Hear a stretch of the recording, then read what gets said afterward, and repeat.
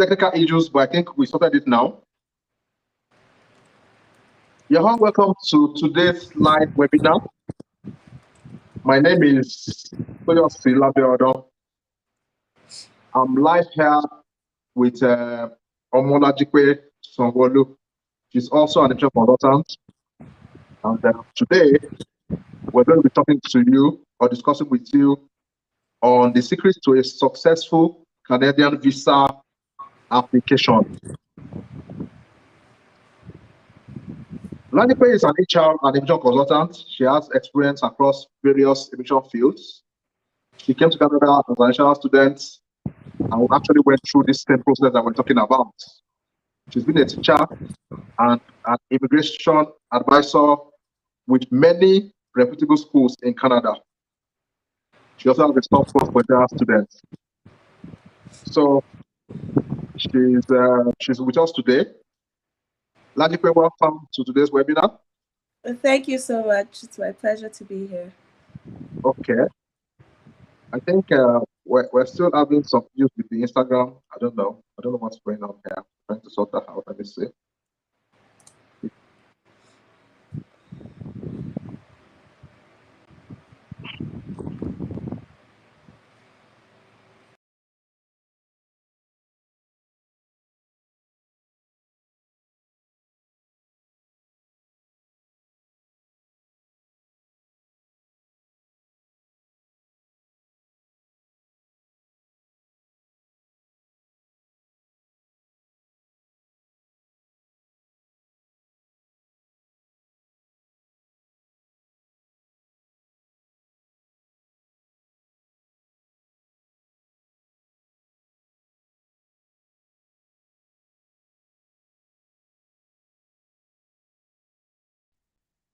So sorry, we're trying to sort out the issue we have with Instagram.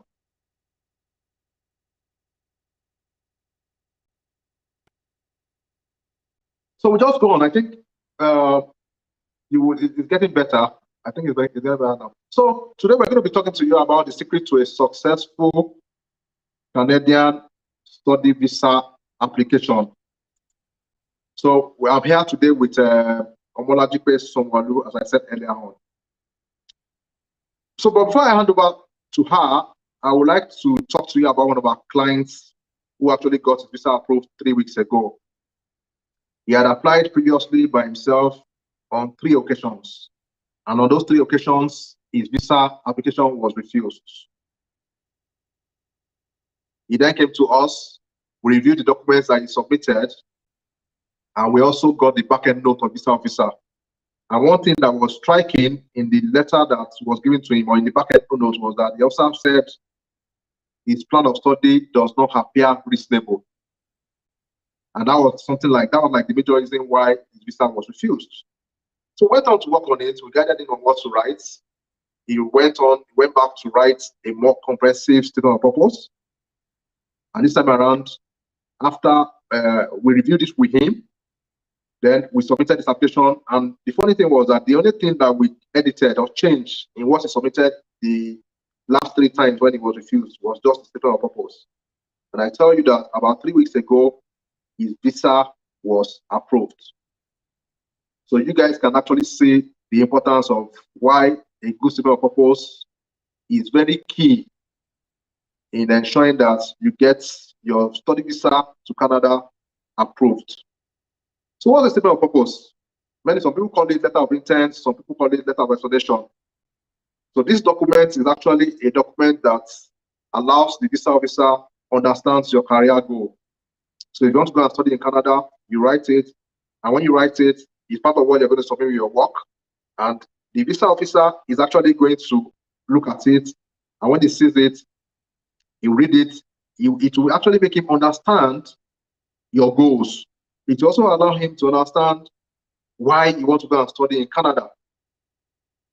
If there are also red flags or other issues that you want to address beforehand, the statement of purpose can be used to address this. So I'll hand over now to Labeodan to just pick it up from there. All right. Welcome, everyone. So ignore my voice. I'm I'm fighting a cold here. So I'm just going to talk, briefly about the statements of explanation letter, study plan. People call it, different things. Um, so I'm just going to talk briefly about, how to write a good one and what you should be including in your letter. So, like Toyosi said before, it's very important that the officer understands what your plan is. A lot of times, people just submit an application. Well, I'm applying for a study permit. Here's my study permit application. Now, approve it. You have to understand that there are requirements in place, there are procedures, and there are regulations for the officer to follow when, when approving or processing. Let's not say approving. When processing an application, so there are things that they're looking for to check, and most the basics. That you have enough money to complete your studies, that you have admission from a designated learning institution, all of that stuff. When it comes to the statements, purpose statement, or letter of explanation or study plan, that is your, there's no interview for Canadian immigration when it comes to the study permits. Usually there's no interview. You're not there to, defend yourself like the US one, where you go to the embassy and they ask you questions. So that letter is your representative. You want to, plead your case, if I can say that, in that letter. I typically advise, some people do different, that as much as possible, unless it's absolutely necessary, it shouldn't be more than a page. What that means is that you have to be specific, you have to be concise. When you give a brief background of yourself, don't start talking about your grandmother and your great-grandfather. No, keep it very, very simple. You have to be specific, you have to be concise. So you want to start with an introduction of yourself, just a brief background. You could maybe say, if you're like me, an HR professional. I'm an HR professional of over 5 years, currently looking to move forward in my career, or move to the next step, or move to management. Or I'm a recent graduate who's looking to complete his master's in Canada. So keep it very, very brief, and keep it related. Don't start talking, like I said, don't start talking about your grandfather, or something that doesn't relate. So the next thing is, you want to introduce your program, the program that you're doing at the school. And again, you have to keep it simple, and your course and why you want to study that course. That shouldn't be more than a line or two. And again, so sometimes for some people, you're changing programs.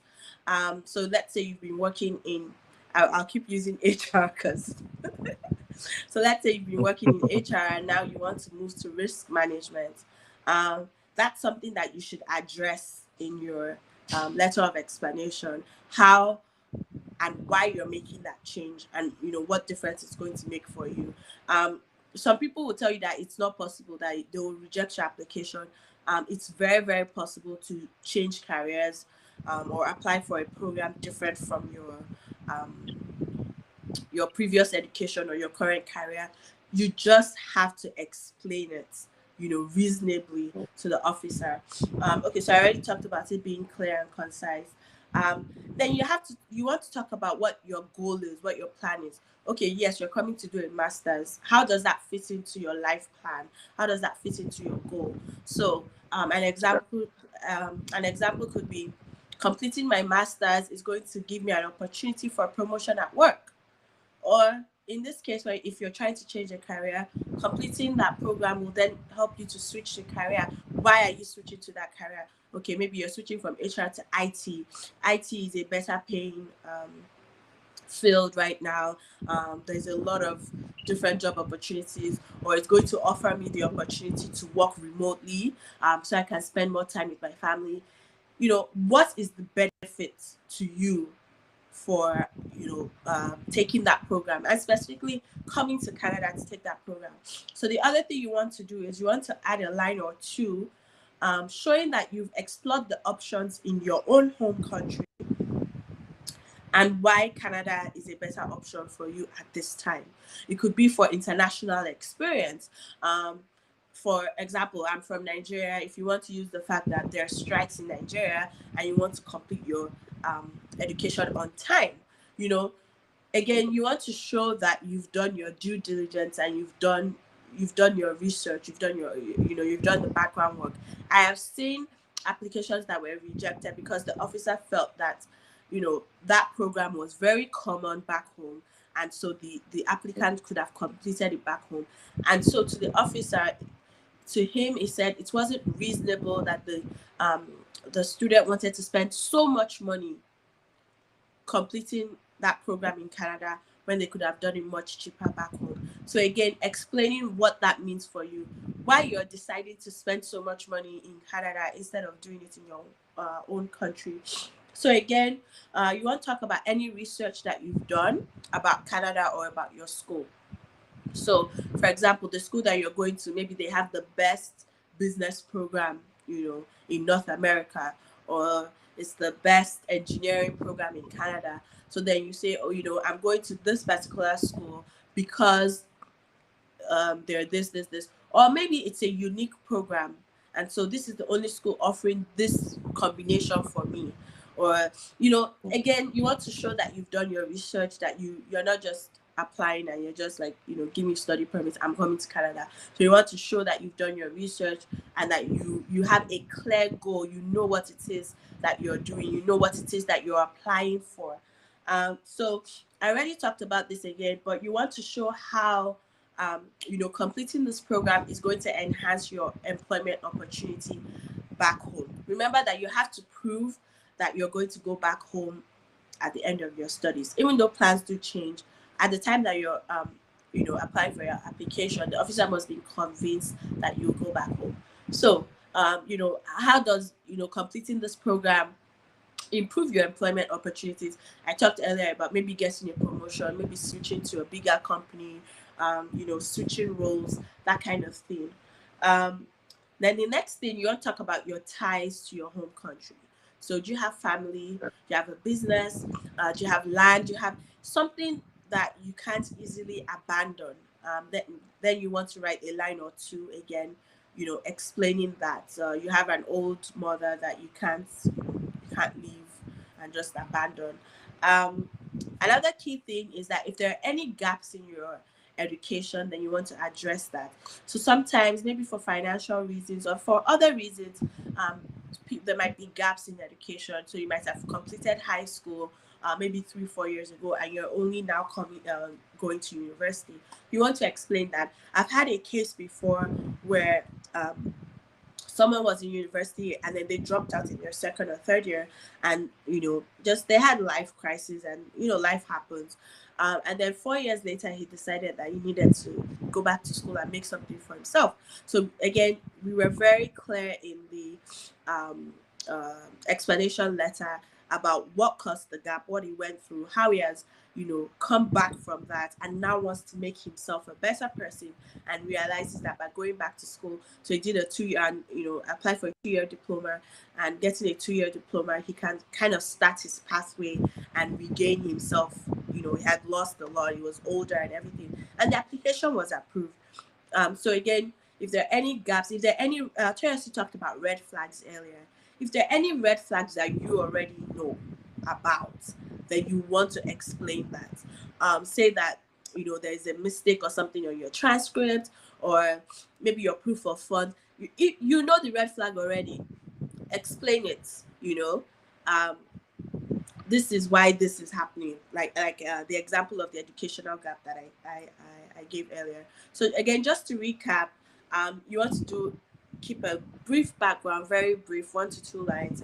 Talk about the purpose of study, why you're studying the program, why you chose the school, why you, not just the program, but also the school, right? Again, remember that you're showing that you've done your research, you've done the work, you're making an educated decision. not just guesswork, or not just I'm coming to Canada, puts me anywhere. You know what your goal is, what your end goal is by completing that program.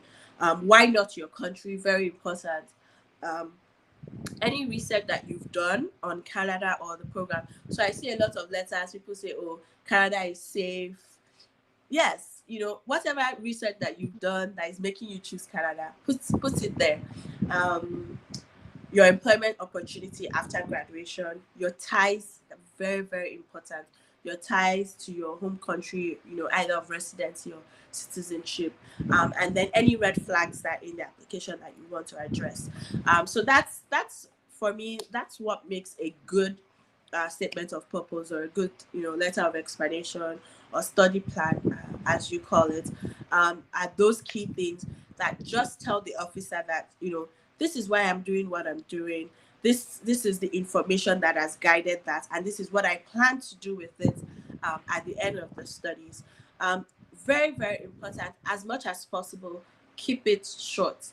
You don't want to, you know, send a 4-page or 5-page letter of explanation. Officer will probably get bored and not read it. So you know, you want to keep, even if it's long, you want to keep the key information that I discussed earlier. You want to keep that on the first page so that you know that the officer will read it. That's about it for me. Toyosi, I don't know if is there something that you were hoping that I would cover that I haven't spoken about, Yeah, or yeah. maybe we're going to take So, questions. okay.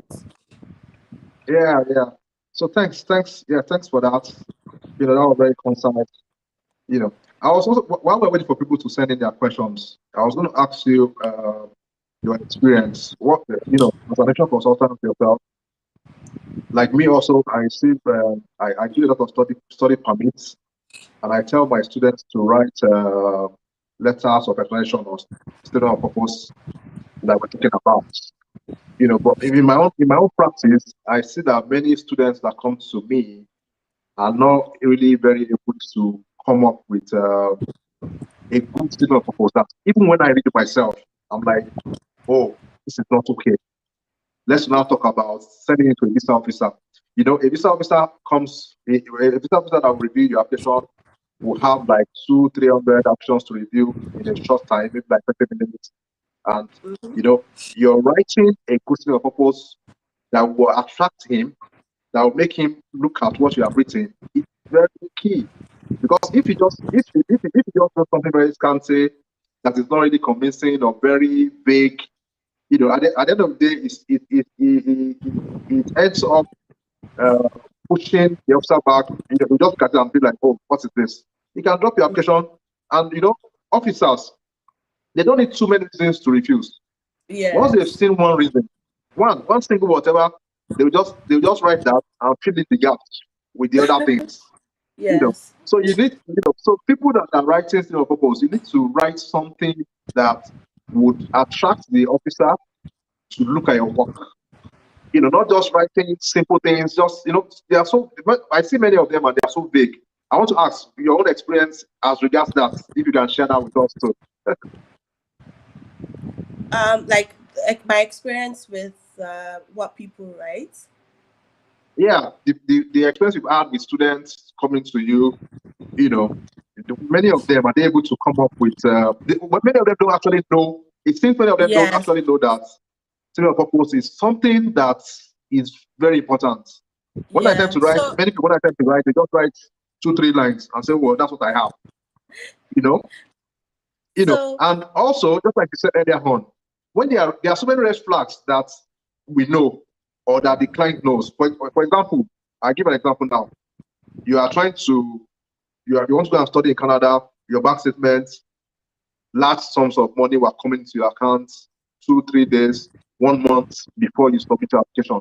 You might need to explain that.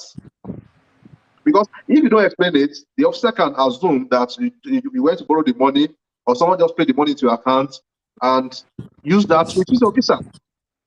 So the statement of purpose also allows you to explain those things that you think can cause an EU, things that you think the visa officer will say and be like, oh, I don't understand this. You know, we can use that to explain it to them before they even before they look at it. So when they look at your application, they have seen that, oh, this person has explained this. And why it's good to do that is, even if they use it and you have to do maybe a judicial review, all those things will be beneficial. Yeah. You know, if those things were not addressed from the beginning, it's actually going to be very difficult for when you are doing judicial review. If there's a diffuser and you want to take it to court, you want to do JR or the diffuser, you are not allowed to add any other documents. It is what you have submitted that will be used. That will be reviewed. So it's always very good that from the beginning we address everything, and that is what you get when you use expert like us to review your applications or to submit your applications.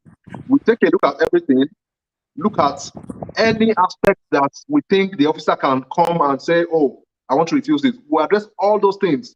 And many times, most times, or all the times for me and for how to ensure she does that, we submit, we had a submission letter to your application where we try to explain all those things.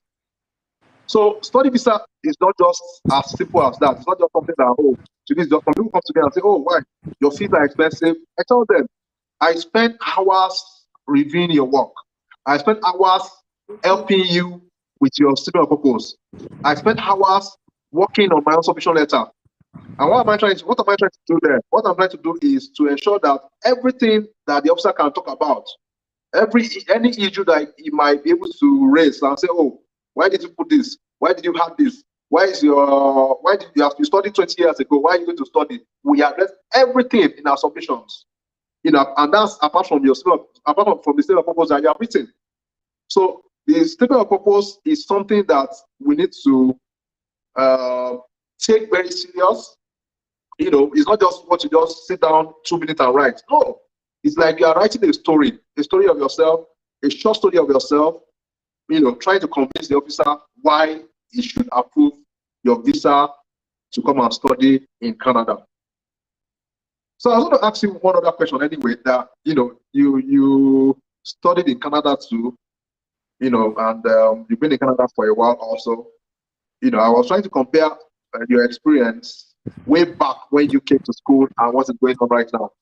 You want to share anything with us as regards that? Okay, so I mean, it's definitely it was much easier then. So this was like what 14, maybe about 14 years ago. It was much easier then. And even like when I go through, if I look back on even my clients, so clients that I had earlier, there are people that got study permits then that I'm not sure they would get the study permits if they applied now, or it might take a reapplication, for them to get the permit approved. So Canada, I mean, Canada has always been in a choice destination, but it's become increasingly popular in the last couple of years, and so they pretty much have that ability to pick and choose who they want, and so it's a lot harder now, and that's why it's really important that you get things right. Like Toyosi was saying, even if your application is rejected, if you've submitted a strong application, a tight application, it's then easier to either reapply, pointing out how the officer didn't maybe go through all your documents, because let's say, for example, officer says that your study plan, let's say the officer says that you're changing careers or whatever, and they don't understand why. Then you can say, oh, but my study plan, which I included in my application, explain why I'm changing my course. So again, it kind of gives you points to hold on to if you decide to go through the judicial review process, or if you even want to reapply, and point out the fact that those reasons that were given for refusal were already addressed. If the reason given for refusal was true, so say for example you somehow missed submitting your proof of funds, for example, in that case you're just reapplying and saying, well, here's my proof of funds. But when you've submitted everything and you made sure that your application was complete, you kind of have something to hold on to if you want to fight that battle of, I deserve this study permit, or I qualify for this study permit. And so either, again, like I said, either for reapplication or judicial review.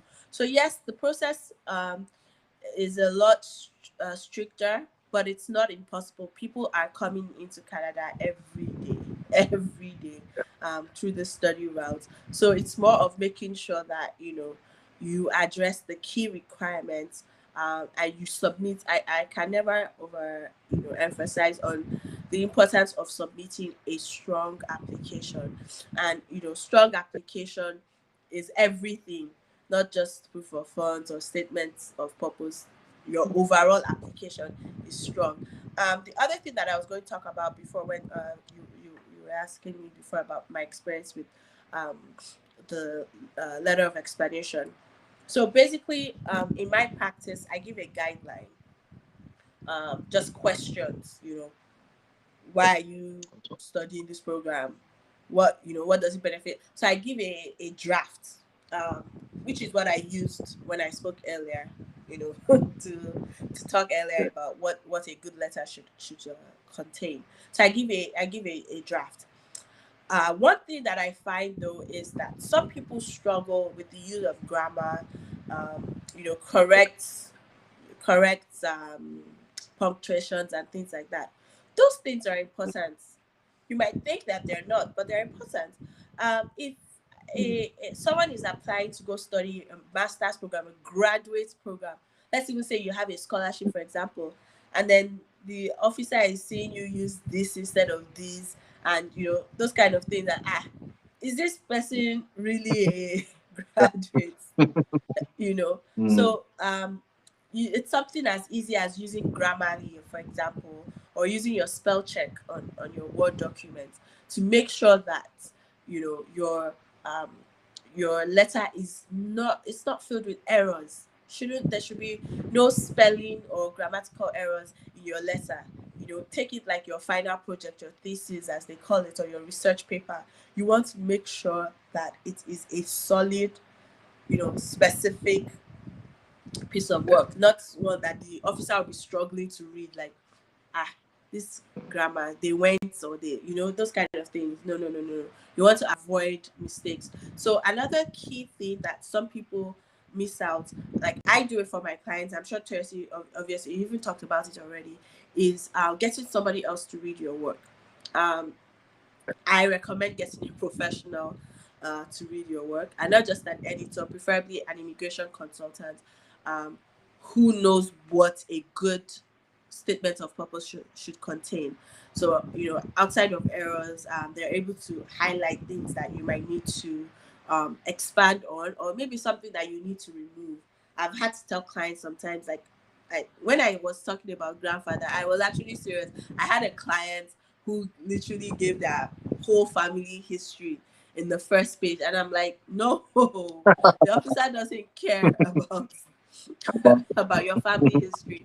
Take it all off. I'm the first of 6 children. The officer doesn't care about that, unless you're using it to prove your ties to your home country. Yes, then you can include something like that. All right, Tracy, that's it. Yeah, and I also wanted to talk a bit about, there's something you spoke about, which I want to talk also about. Where we came from, Nigeria. Many of us are not actually practicing in the fields that we studied. You can have someone who studied medicine who works in a bank, or you have someone who studied Yoruba who works in a bank too, or thereabouts. Many times when you want to come for postgraduate programs, you might have to change career, or what you are coming to study may not actually be a direct progression from your previous education. It might be a progression from your work experience, most likely. Most people will want to do that. Or some people that want to go back to their previous education. Maybe you have a BSc in biochemistry. You now want to go and study master's in biochemistry because you want to change. You want to go back to your field of study. a statement of purpose will actually allow you to explain that clearly. And when you're writing that, it has to be clear, because one major reason that officers used to refuse visas is your is not a progression in your career.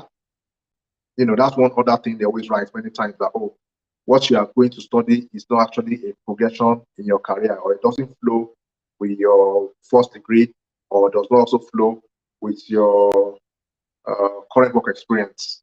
But you know, when you're able to write a concise info about it in your statement of purpose, you have actually explained to him, and if he reads it, he will see, he or she will read and see that, oh, this is why you are going for this.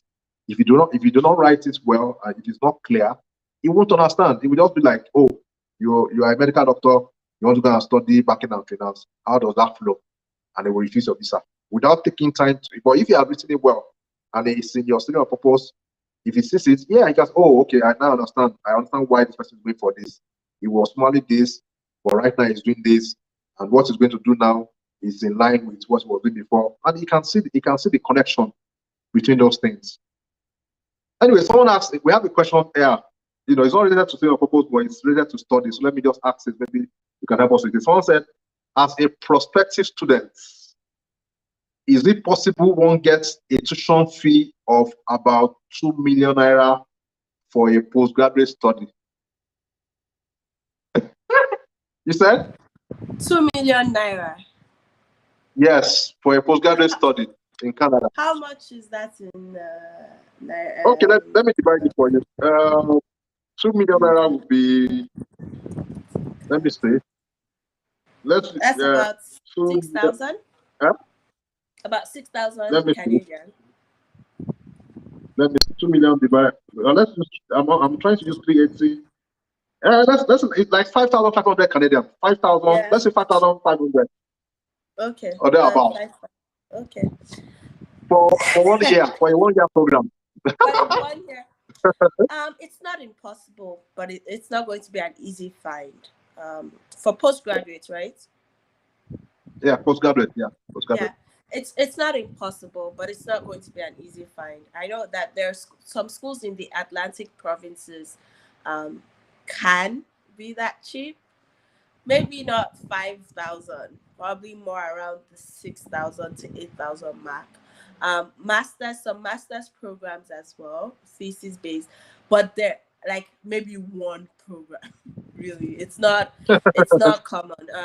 I don't know what your experience has been, Toyosi, but in my own experience with the school searches that I've done for people, yeah, it's not impossible, but it's not an easy find.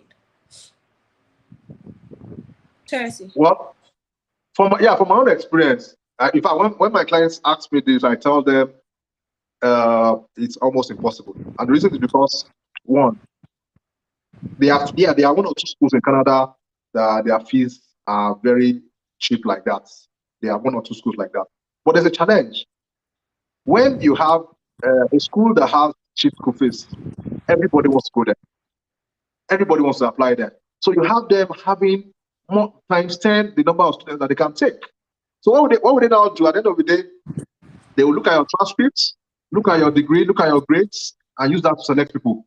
So when they use that to select, many times, because most of us, Nigeria, I'm aware that many of our supervisors or lecturers, they mark us down. You know, you have I remember when I studied in Canada, the list of when I did my program, the list score I had was 85 over 100 in my course. The list I had was 85. You know, but when I studied in Nigeria, you have someone that had the best mark in the class scoring 65 or 72. You know, so when they open your transcripts, they compare your transcript with other people coming from other countries of the world. At the end of the day, because you have a lower mark, you stand a lesser chance of being taken. So the demand for the cheap schools is so high that they have too many people applying. So at the end of the day, it's actually going to be very difficult to get admission into that school. And at the end of the day, you just waste your time most times, because you will keep waiting for you. When this year they will tell you, sorry, you meet up the requirement, but unfortunately they can't take you because there's no space. Apply again next year. You wait again. Meanwhile, there are other schools that you can get admission within 3-4 weeks. and you won't have to wait indefinitely to be admitted. So I always tell people, if you want to try it, we can try it. And people should not forget that when you apply to a school, you pay the application fees, and that application fee is not refundable. So either they give you admission or they don't give you admission. Once you have paid it, it's gone. So if they don't give you admission, you have to keep paying. So if you are sure that if you want to try, we can try it, we'll pay. But if we are not given admission and we have exhausted the number of admissions that we should do for you, then you have to pay another fee for application. So it's possible, but it's going to be very tough. It's going to be very tough. That's the answer to that. Now, someone else asked a question here. How soon can I bring my family to join me after my study visa is approved? Do you want to help us with that? So my guess is that you applied for just yourself and your family was not included on the application. Literally, yeah. I mean, you could do it right away, or you might want to wait till you get into Canada and then start the application. Then that would be my advice, would be to wait till because you didn't include them on the application. My advice would be to wait till you get to Canada before applying for your family to join you. Toyosi, what would you suggest? Yeah, if you have, I tell my clients, it's possible, but you have to look at the circumstances. Okay, for example, I have a client now who is traveling, who is coming May. She's supposed to resume May 5th or thereabouts. We submitted the visas for our kids. We didn't submit for our husband because initially she was not planning to go with her kids, but things changed. Her husband got a job outside the country. He had to travel out of the country, and there was nobody that would stay with the kids, and so we had to apply for visas for the kids. We have applied for it, but we are waiting for the result of that to come out. She has gotten her visa already. If you have the funds, you can do it as soon as once your visa has been approved, you can do it. But right now, because of COVID and likes of them, most people are even studying online. Most people are studying from their country of residence or their country of origin or thereabouts. So you might still have to look at all that, when you want to decide that. I think it's an individual thing. We look at the client's case and see if it's advisable for us to do it now or wait till you land. When you land, you can get the house, you can get things settled, then show evidence that you have made arrangements for them. This is where they will stay, this is school they will go. It sounds better that way. So that's my own view about it. Someone asked a question there. I want to apply for 8 months certificate course in Canada. Can I get PGWP?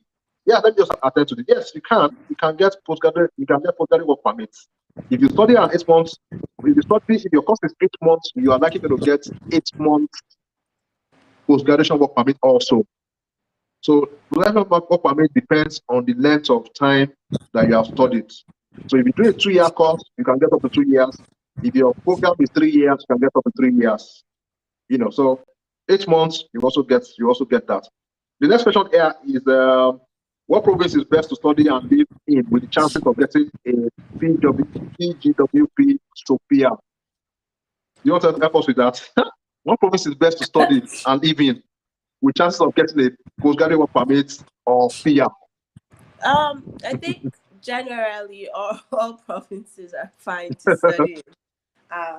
Now, if your final goal is to, because you asked about PGWP is a federal program.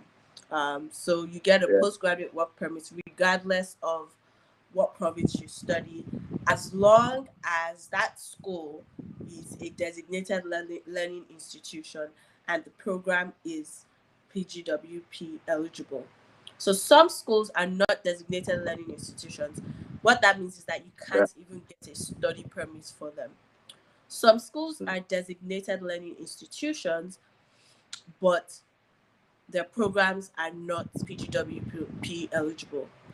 Some schools are designated learning institutions. Some programs are eligible for PGWP. Some programs are not. So you always want to do your due diligence when selecting schools and programs, regardless of the province.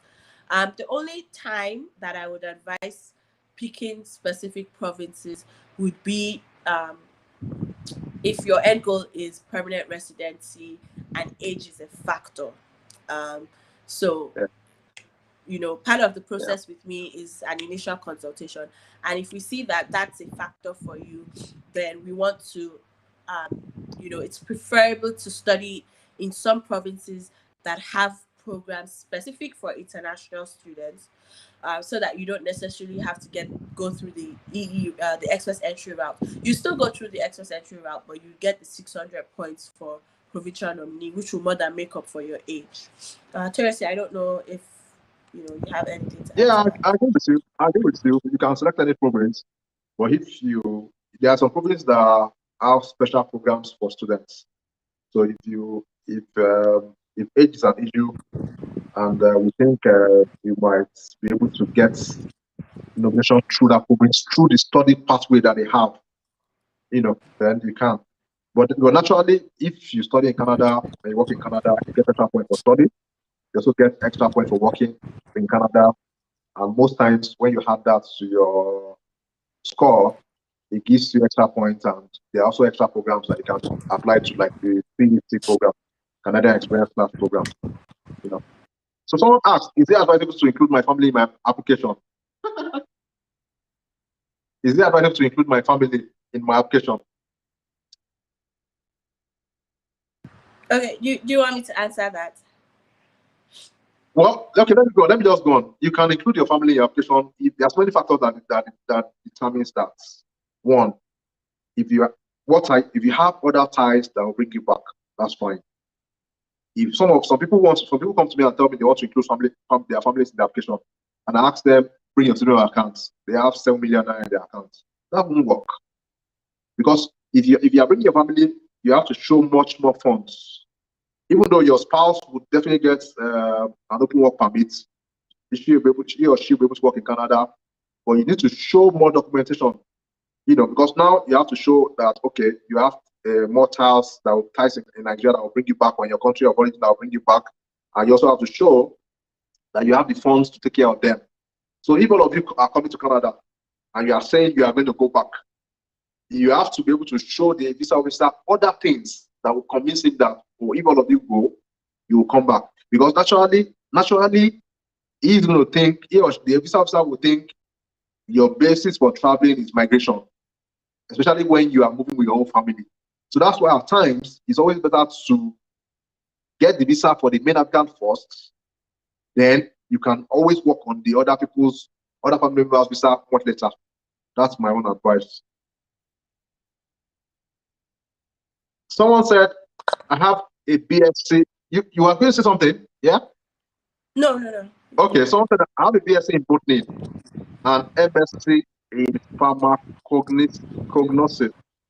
What advice would you give if I have to apply for a PhD?